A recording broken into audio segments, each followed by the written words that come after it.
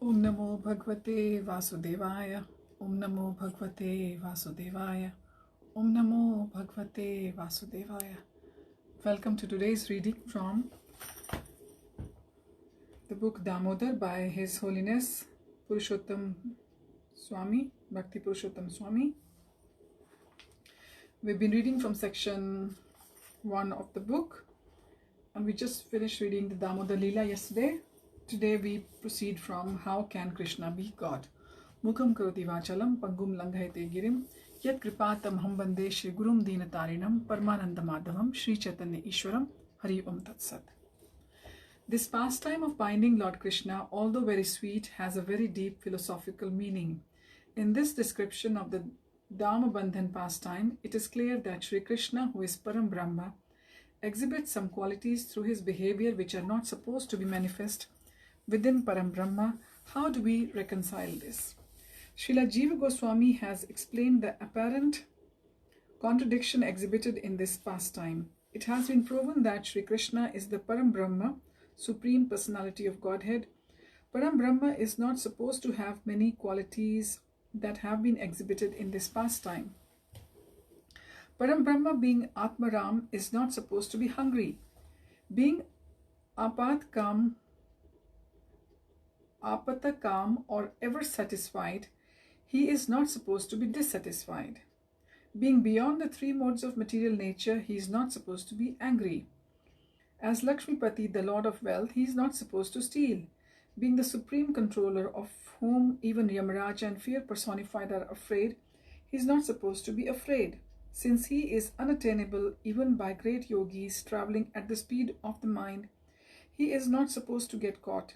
Being Anandamay Punja, full of bliss, he is not supposed to be crying with sadness. And Mayadhish, the controller of Maya, who binds every living entity with it, the ropes of the three modes, he is not supposed to be bound. However, in this pastime, we see all these qualities exhibited. Krishna felt very hungry, dissatisfied, and angry. He stole, he was afraid, ran away, was caught by his mother, and was scolded by her. He cried and was eventually bound by his mother. How can we reconcile that Atmaram, Nitya Tripta, Shuddha Sattva, Lord Krishna has exhibited such hunger, dissatisfaction, anger, and so on? Srila Jiva Goswami has given a very nice explanation of this. Along with the unlimited qualities of Krishna, his quality of Purnata and Ishita remains within him eternally. But among all these qualities, his quality of mercy towards his devotees is undoubtedly the topmost. Without the supreme mercy, all his other qualities would not be pleasurable to anyone. If someone's nature gives pleasure to people, then he is considered to be good. But if he is merciless, then he is considered to be faulty. God cannot have any faults, and we should consider this quality of God to be merciful towards his devotees, Bhaktanugraha, to be his greatest quality. Srila Shukadev Goswami has said in Srimad Bhagavatam, 6th canto, 9th chapter, 5th verse, Yatha tvam kripaya bhutya tejasa mahim mojasa jushta isha guneh sarvesh tato asi bhagwan prabhu. O my Lord, because you are endowed with causeless mercy, all opulence, all prowess, and all glory, strength, and transcendental qualities, you are the supreme personality of Godhead, the master of everyone. Srila Vishwanath Chakravarti Thakur has mentioned in his commentary to Srimad Bhagavatam 6.9.5, you being served by the Kripa Shakti wait eagerly to get a tulasi leaf from a devotee. You ask your devotee, today I am very hungry, please give me something to eat. Thus, even though the Lord is Purnakam, he is also a Purnakam. By this we understand that Krishna is Bhaktanugraha, or merciful to his devotees. This is his greatest quality. This mercy shown to the devotee has to be given in at least the same proportion as the devotion the devotee has for Krishna. If he gives less mercy to the devotee than is reflected by his devotion, then it will be fault on the Lord's part. Krishna has said, Ye yatha mam prapadyante tam sathaiva bhajamya aham. As all surrender unto me, I reward them accordingly. This is from Bhagavad Gita, 4th chapter, 11th verse. If the devotion of a devotee is completely causeless, without any designation, having the power to control Krishna, then Krishna is bound to reciprocate with his devotee to the degree of love exhibited by the devotee. By this, the greatness or opulence of the Lord is not reduced in any way. Mora putra, mora sakha, mora pranapati, e bhave ye more kare, shuddha bhakti, apanake, bada mane, amare samhina, sai bhave, hai ami tahara adhina. If one cherishes pure loving devotion to me, thinking of me as his son, his friend, or his beloved, regarding himself as great and considering me his equal or inferior, I become subordinate to him. This is from Chaitanya Charitamrita Adi Leela, 4th chapter, verses 21 and 22. When the Lord is controlled by his devotee, he is still the controller in this pastime. Even when he was bound by the rope of his mother, he uprooted 2 huge Arjun trees and simply by his merciful glance delivered Nalakuver and Manigriv. By this act of being tied by his mother, his greatness or opulence is not reduced, rather his greatness has been doubled due to manifesting his quality of Bhaktanugraha. Thus, it is necessary for God to be controlled by his devotee. Lord Narayan has also spoken about this Bhakta Vashyata, or how he is controlled by his devotee. Aham Bhakta Paradhino Hi Aswatantra Iva Dvija Sadhubir Grasta Hridayo Bhakter Bhakta Janapriya. I am completely under the control of my devotees. Indeed, I am not at all independent because my devotees are completely devoid of material desires. I sit only within the core of their hearts. What to speak of my devotee? Even those who are devotees of my devotees are very dear to me. This is from Srimad Bhagavatam, 9th canto, chapter 4, verse 63. In this verse, sadhus or devotees refer to those who do not have any desire for dharma, artha, kam, or even for liberation, which is moksha. If someone's devotion is so free from ulterior motives, then they do not even seek liberation, then the Lord's reciprocal mercy also has to be on that unmotivated, unconditional level. Krishna is bound to reciprocate with the mood of the service and desire of his devotee. If Mother Yashoda desires to serve him in the mood of parental love, then Krishna has to reciprocate accordingly and exhibit all those qualities which are in line with the parental love and will give pleasure to Mother Yashoda. Thus, the activities of stealing, hunger, anger, etc. are all justifiably exhibited. In this way, his greatness is not reduced, and in fact, his glory is magnified by his quality of Bhakta Vatsalyata. Krishna has exhibited these pastimes of hunger, dissatisfaction, anger, and so on in a favorable way according to the parental loving mood of Mother Yashoda. Krishna's childlike behavior, appearing like an overwhelmed child, was not simply an act of illusion. It was the genuine mood of Sri Krishna, his internal mood manifested through these childhood pastimes. Queen Kunti states in Srimad Bhagavatam, 1st canto, chapter 8, verse 31, Gopya adade tvai kritagasi dama tavad yate dashar ashru kalilanjana sambhramaksham vaktram ninya bhaye bhavanya Sthitasya samam vimohyati bhir api yat bibheti. My dear Krishna, Yashoda took up a rope to bind you when you committed an offense, and your perturbed eyes overflooded with tears which washed the mascara from your eyes, and you were afraid. Though fear personified is afraid of you, this sight is bewildering to me. If it is not the Lord's genuine mood, then just an act when Mother Kunti would not have been so bewildered. Shukadev Goswami says, Evam Sandarshita, which means it was shown in this way.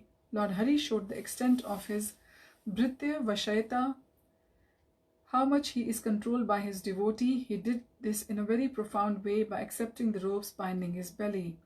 This kind of Bhakta Vashayata cannot be seen outside Raja because this kind of Mamata, mood of ownership, necessary for binding the Lord, cannot be found anywhere else. Srila Vishwanath Chakravarti says, even if God is supremely full in opulence or greatness, nevertheless, due to his prem vashaita nature, this binding is supremely wonderful. Thus, this cannot be regarded as a fault within him, but rather as his ornament.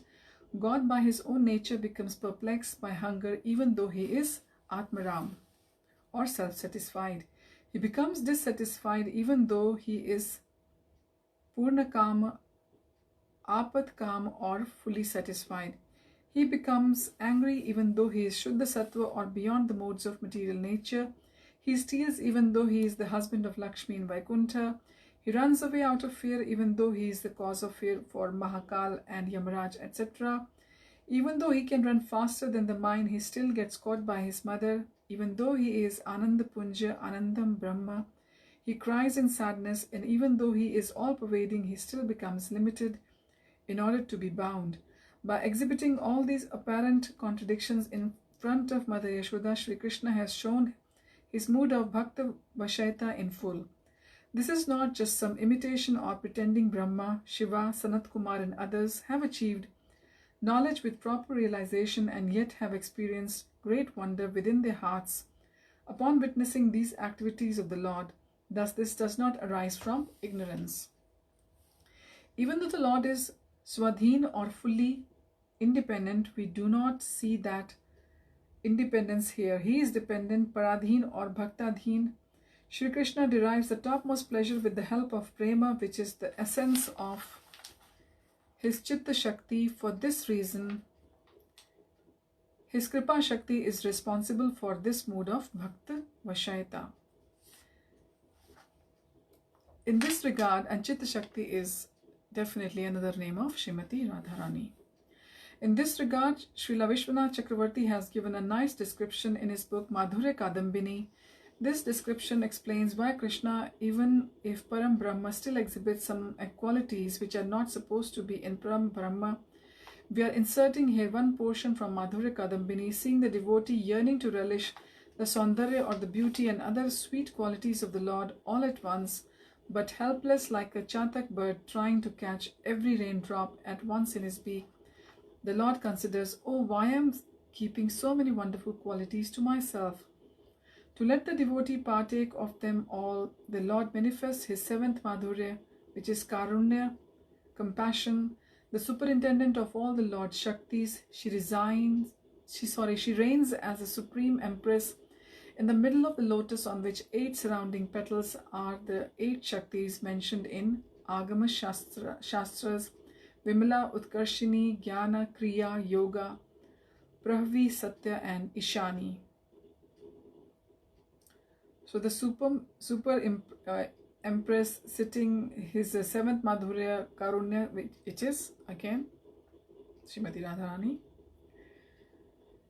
To his devotees in the mood of servant, this Karunya, also known as Anugraha, kindness or favor, manifests itself in the lotus eye of the eyes of the Lord.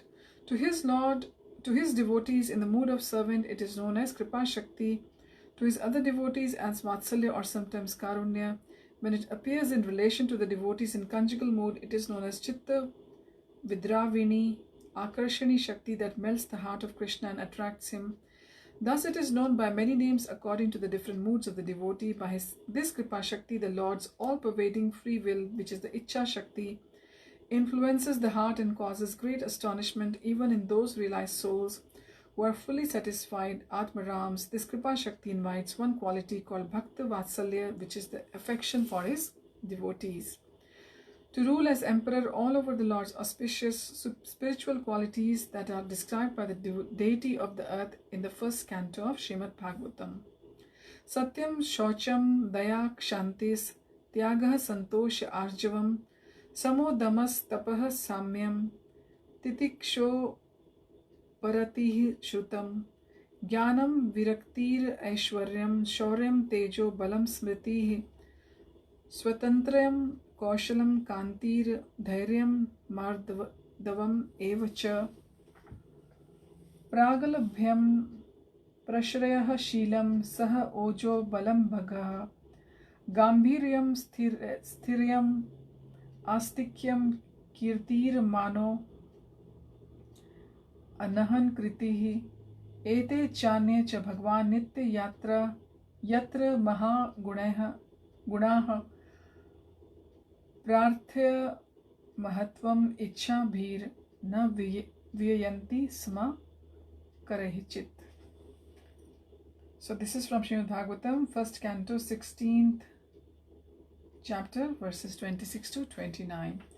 In him resides truthfulness, cleanliness, intolerance of another's unhappiness, the power to control anger, self-satisfaction, straightforwardness, steadiness of mind, control of the sense organs, responsibility, equality, tolerance, equanimity, faithfulness, knowledge, absence of sense enjoyment, leadership, chivalry, influence, the power to make everything possible, the discharge of proper duty, complete independence, dexterity, fullness of all beauty, serenity, kind-heartedness, ingenuity, gentility, magnanimity, determination, perfection in all knowledge, proper execution, possession of all objects of enjoyment, joyfulness, immovability, fidelity, fame, worship, pridelessness, being as the personality of Godhead, eternity, and many other transcendental qualities which are eternally present and never to be separated from him. So earlier what we read, these were all the qualities of Lord, and earlier what we read in the previous paragraph was Dasanudas, this quality, the serving the Vaishnavas pleases Krishna the most in a bhakta or in a devotee. The Shastras name 18 principal faults that are never present in Lord. Now this is also very important. They're illusion, laziness, error, cruelty, intense lust, fickleness, arrogance, envy, violence, sorrow, fatigue, dishonesty, anger, longing, fear, confusion, partiality, and dependency on others. And all these faults are present in very big quantity in all of us jivas.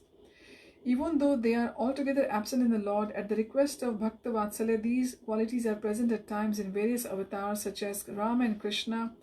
By the influence of Bhakta Vatsalya, these faults are now appreciated by the devotees as excellent qualities.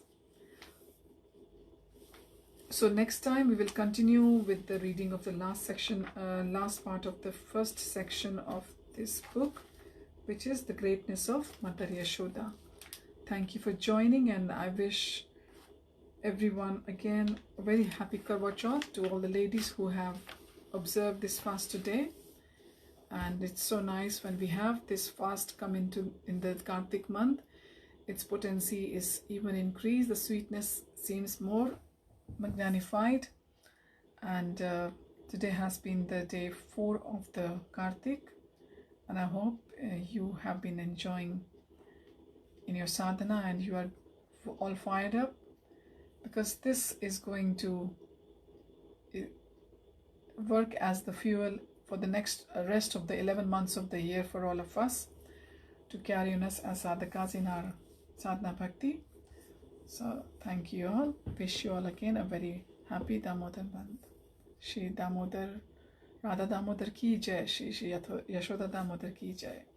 Gaura Premanande, Hari Bol, Srila Prabhupada ki jai. Hare Krishna, Hari Om Tat Sat.